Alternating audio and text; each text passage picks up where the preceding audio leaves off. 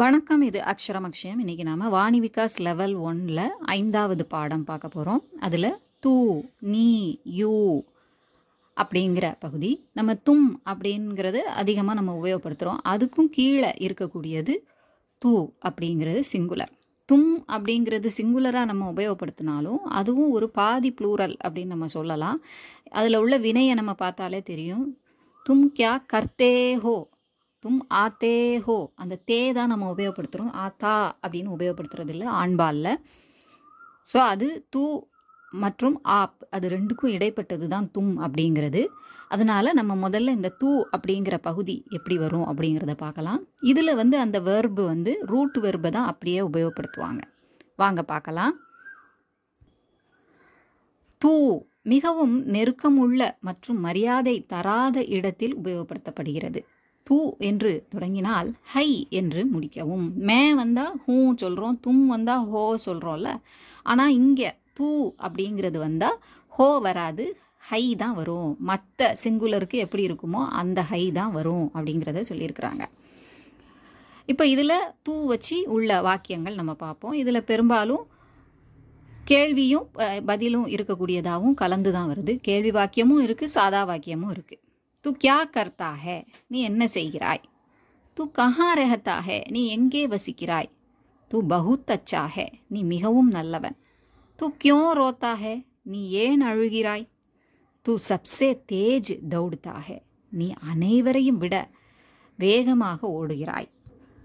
சாதாரணமாக ஆண்பாலில் வரக்கூடிய தா அப்படிங்கிற மாதிரியானது தான் இதில் வருது. ஆண்பாலை பொறுத்த வரைக்கும். பெண்பாலுக்கு எந்த பிரச்சனையும் இல்லை. எப்படி இருந்தாலும் நம்ம தீ தான் போட போகிறோம். தும் வந்தால் தே உபயோகப்படுத்துவோம், பட் தூ வந்தால் தாங்கிறது உபயோகப்படுத்துவோம்.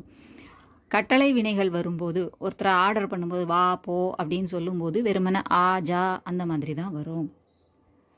தூ கியோ ஐசா கர்த்தா ஹே, நீ ஏன் இவ்வாறு செய்கிறாய்?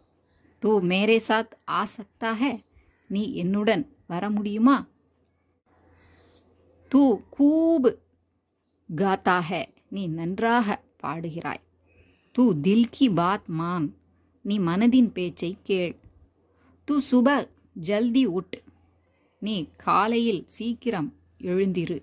ஸோ இங்கே பாருங்க, மான் உட் அப்படின்னு தான் இருக்குது. மானோ அப்படின்னு இல்லை, உட்டோ அப்படின்னு இல்லை.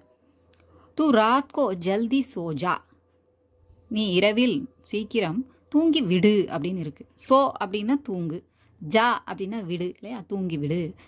அந்த மாதிரி அந்த ரெண்டு வினை சொற்கள் அங்கே இருக்குது. தூ ஹர் ரோஸ் மந்திர் ஜா, நீ தினமும் கோயிலுக்கு செல். ஹர் ரோஸ் அப்படிங்கிறது எக்ஸாக்டாக ஒவ்வொரு நாளும் அப்படின்னு அர்த்தம். பிரதி தின், ஹர் ரோஸ். தூ படோங்கி பாத் மான், நீ பெரியவர்களின் பேச்சை ஏற்றுக்கொள். தூ ஷாம் கோ கசரத் கர், நீ மாலையில் உடற்பயிற்சி செய். தூ ராத் கோ தூத் பீ, நீ இரவில் பால் குடி. இந்த பாடத்தோடு சேர்ந்து ஷப்து சீக்கேன், அதில் ரங் நிறங்கள் கலர்ஸ் கொடுத்துருக்குறாங்க. இதனுடைய தமிழ் மீனிங், இங்கிலீஷ் மீனிங் பின்னால் உள்ள பக்கத்தில் இருக்குது. ரங் நிறங்கள் கலர்ஸ், காலா கருப்பு, குலாபி ரோஸ் நிறம், நாரங்கி ஆரஞ்சு நிறம், நீலா நீல நிறம், பீலா மஞ்சள், பேங்கனி கத்தரிப்பு நிறம், பூரா பழுப்பு நிறம், லால் சிவப்பு, சஃபேத் வெள்ளை, ஹரா பச்சை. இதோட இந்த பாடம் முடியுது. இது உங்களுக்கு உபயோகமாக இருக்கும்னு நினைக்கிறேன். அடுத்த பாடம் 6வது பாடத்தில் தும் நீ யூ அதை பற்றி பார்க்க போகிறோம். இது உங்களுக்கு உபயோகமாக இருந்திருக்கும்னு நினைக்கிறேன். பிடிச்சிருந்தா லைக் பண்ணுங்கள், ஷேர் பண்ணுங்கள், சப்ஸ்கிரைப் பண்ணுங்கள். சப்ஸ்கிரைப் பண்ண எல்லாருக்கும் நன்றி. நன்றி, வணக்கம், தன்யவாத்.